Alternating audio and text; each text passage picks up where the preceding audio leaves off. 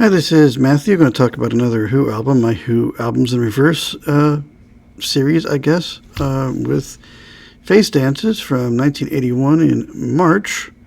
I was born in November, so it was older than me by a few months, and older by MTV by 2 months. It started in May. More about that in a second, actually, a little bit anyway. I'll use the Wikipedia page again to go to the tracks and everything. Of course, this would be the first album after Keith Moon died in 78, I believe. Drugs, I think, got him. So it was 3 years later they got Kenny Jones coming on drums. Most bands, like AC/DC and Led Zeppelin, just said, we're done. We lost our guy. But not the Who. They decided to forge on, and with Kenny Jones, and most of the album, to me, it seems like a little bit more of a pop-ish rock album in spots. Not sure if he's quite comfortable as a drummer just yet with them, trying to figure out where he fits and with the other three, and carrying on from such a good drummer from Keith Moon, so trying to figure that out. To me, I think his best drumming is on You Better You Bet, the first track that was the big hit off of here, which initially was on MTV, actually, as a promo video, which is what it's called on the Apple Music album. You can stream that as a video. I guess the second track also had a video, but I've never seen it, and another one did too, but they didn't release it as a single. But the MTV version, I was able to catch when MTV Classic they showed the first hour. I taped it. Yeah, I had a VCR at the time. So I still have that technically. I don't have it hooked up right now, but it's the quickest way I could grab it. Had the way of converting it at the time easily. Not a good setup because TVs have changed, and I didn't have a headphone jack to convert it. I would have converted it, but it was literally taken from the UK, clearly on video because it is a half a speed or so higher than it should be. So it sounds really weird. But somehow they were able to play it. But it definitely was what I call PAL'd. But it was in the PAL standard. But it was on there, and I think they repeated it as well. I think they had some other promo videos like by Rod Stewart and things that they had initially, because there just weren't music videos yet.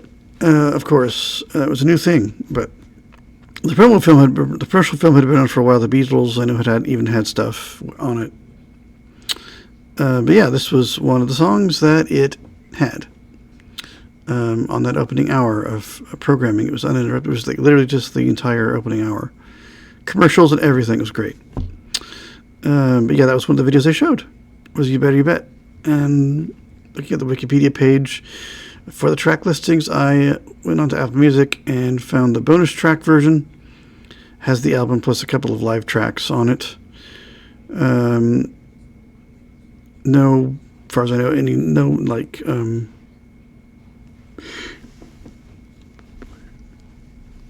no super deluxe box sets or anything of this one yet from The Who.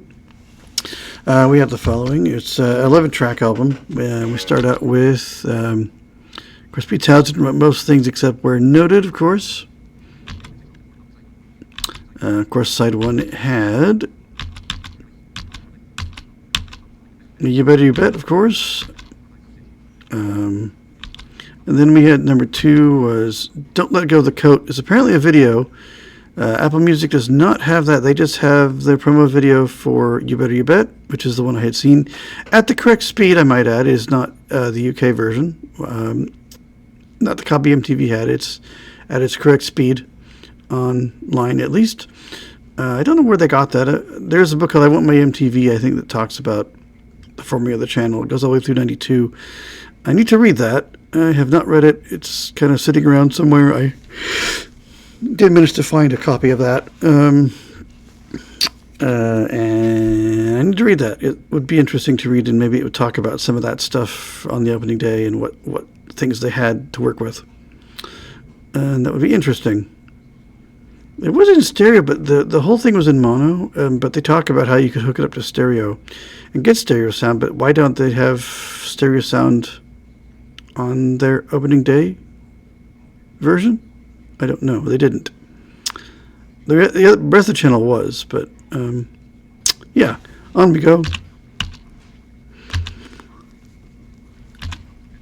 The next one's called Cash Cash. And then we have The Quiet One. John Entwistle wrote that one. Most are vocaled by Townsend. There's a couple that are not. Roger Daltrey, sorry. Pete Townsend does one. I think Entwistle may do one too. I forget which track though. It's not this one, I don't believe. Did You Steal My Money? That was an interesting track. There's some interesting rhythms and weird vocals going on in the background on that one. Yeah, and that synthesizer that was used on Eminence Front is used here, at least some form of it. I'm assuming they had a newer model in '82 the next year. It makes sense though. It's definitely the same like synth going on a lot of tracks. Kind of cool though. But definitely, I think they used it twice, which is kind of cool. Side 2 then had, starting with track 6, of course. How Can You Do It Alone?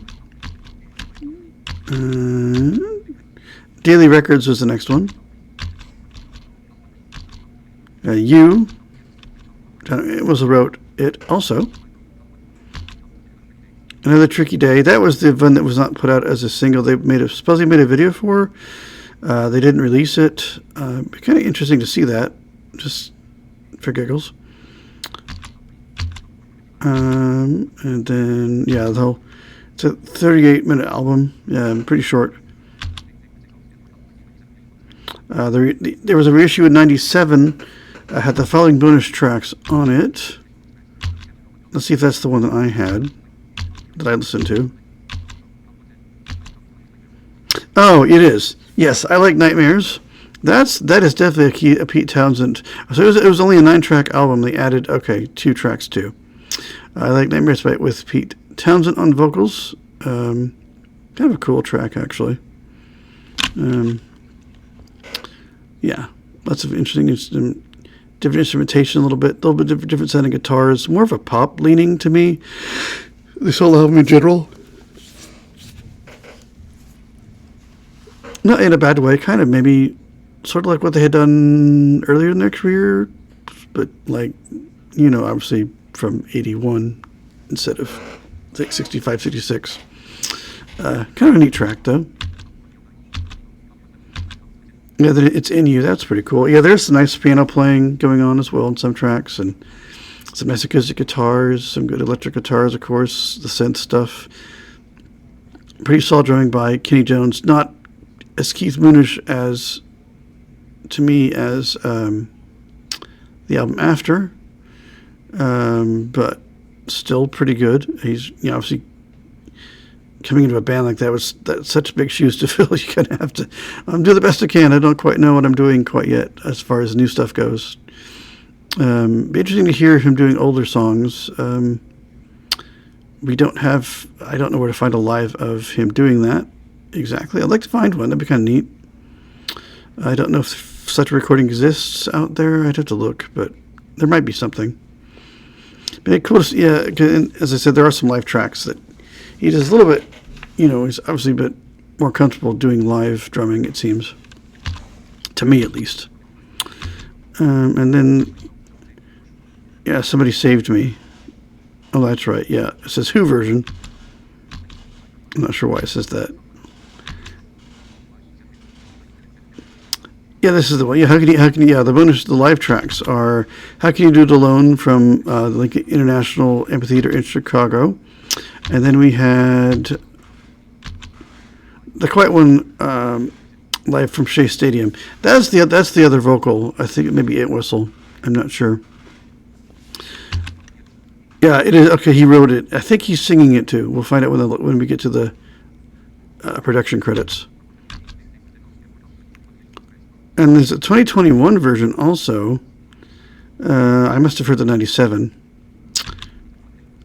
Yeah, I know one song there was some tape dropouts on the cymbals. I hope they fixed that. That was kind of weird. But I forget what track it was now. But there was some tape dropouts on the cymbals for some reason. They weren't bad. It wasn't bad. Like you wouldn't even notice if you weren't paying attention. I just happened to have my headphones in and noticed. So we had on that version, I Like Nightmares again, and then we had It's In You. Yeah, Somebody Saved Me Again was also Somebody Saved Me is a here, and same with that one adds Dancing Away, previously unreleased. So I don't know where that version. I'm sure it may be on there, but it didn't show up as another version of the album. So I don't know where that one's hiding away at. And then Don't Let Go of the Coat, an alternate take with Pete Townsend on vocals. That would have been interesting because it was Daughtry, not what I just said. Daughtry on vocals on the album version. And then it also had Don't Let Go of the Coat, live at Rockplist in Germany. And then You Better You Bet live at Rockplist again. That would have been nice to have heard that. Let's see if I can locate that album and hear these other tracks. I was not locating that when I listened to it. Because they'll have like other versions of the album you can click on, but I didn't see that on this one. And then it also has The Quiet One from that German venue. And The Tricky Day. I think that's a festival. That is all for that. There's some interesting live tracks, the same tracks from the other, and one new track. But yeah, clearly I had the 97 version. I'm kind of curious now. Personnel, we had, of course, Roger Daltrey lead vocals, Pete Townsend guitar, keyboards, backing vocals on Like Nightmares and Somebody Saved Me and How Can You Do It Alone, the live track. Were all him, of course. John Edwards bass, backing vocals, and lead vocals on The Quiet One. Okay, that's what I thought. It is him. He's kind of screaming them a bit. But I thought it was him. And it is. Gino's on drums, of course. There's some additional people we had on this were John Rabbit, Bumbrick keyboards. I can't remember if he's on the album after. I can't recall if he was on that one too. And that is it. Nobody else on this. No additional instruments from anybody. Just the guy on keyboards. Doing a pretty good job, if I do say so myself. Alec Blazek was the engineer, though. I don't care about the producers.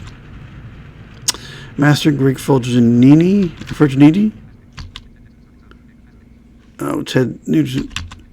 Ted Jensen is starting sound in New York for the mastering part of it.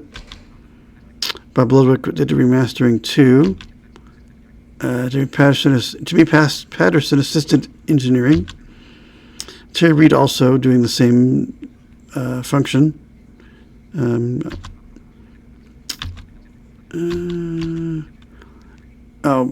Bill Subject, production and engineering. John Wells, Air Studios engineer. I believe that was George Martin's studio for a while. He had his own studio for a bit. I think that's what he called his, if I recall, from reading Jeff Emmerich's book about his time with the Beatles and others.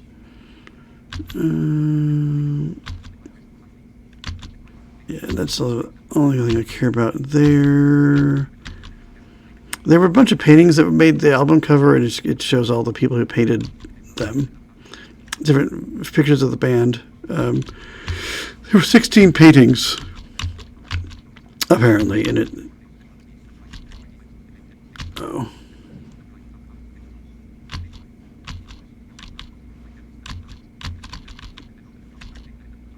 And yeah, that's about it.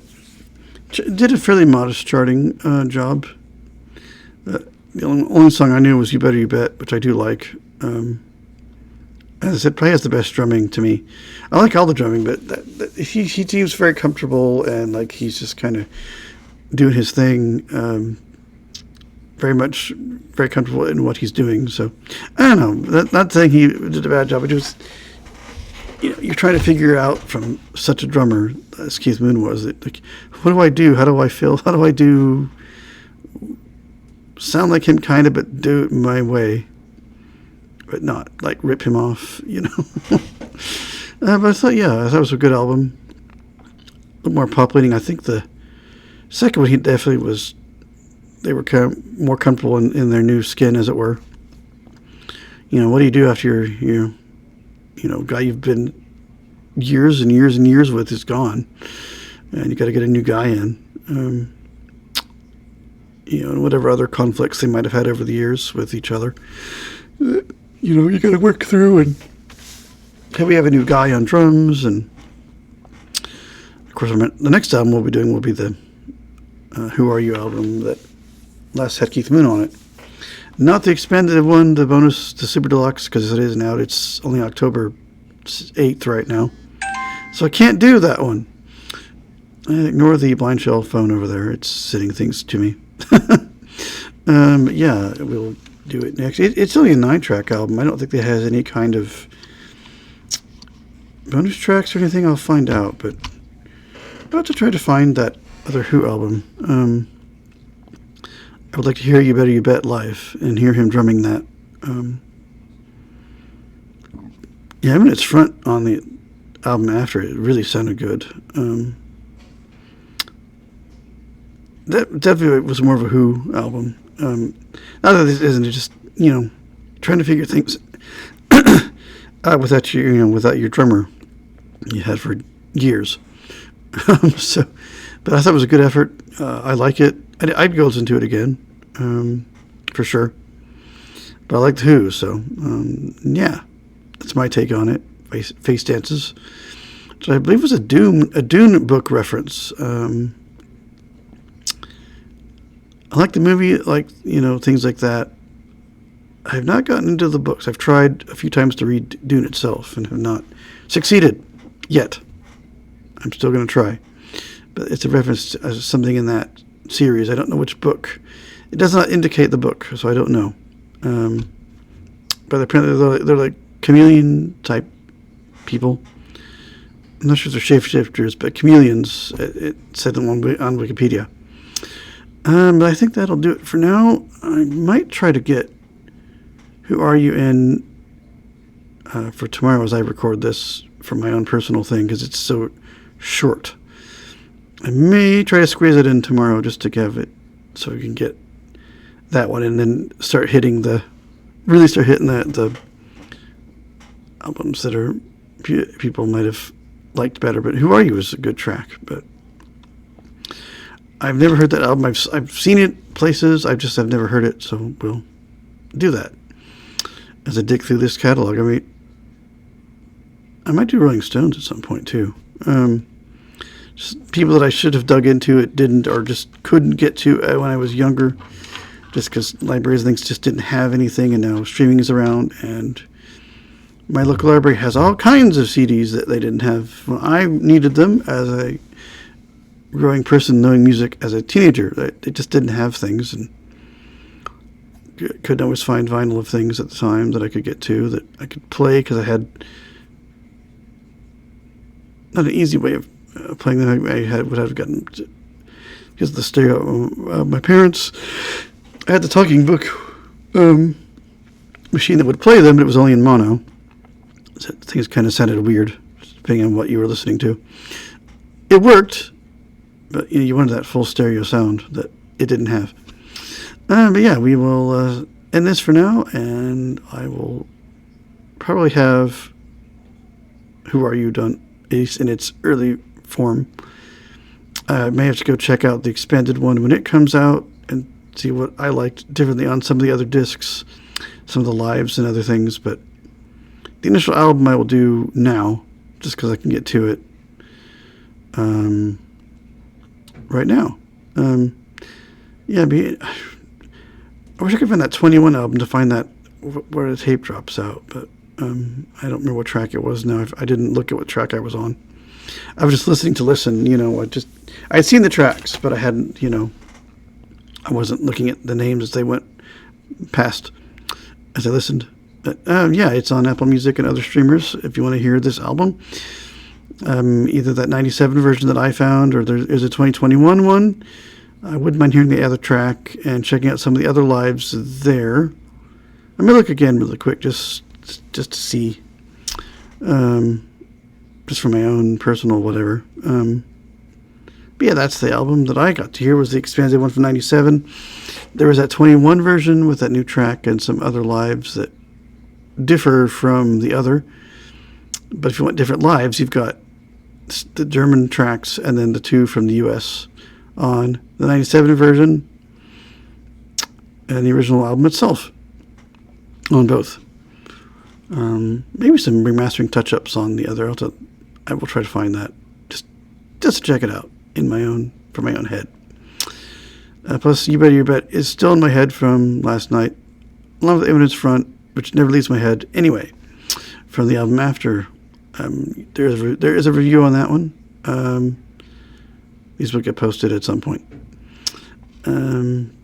Yeah, but I will see you guys in another video.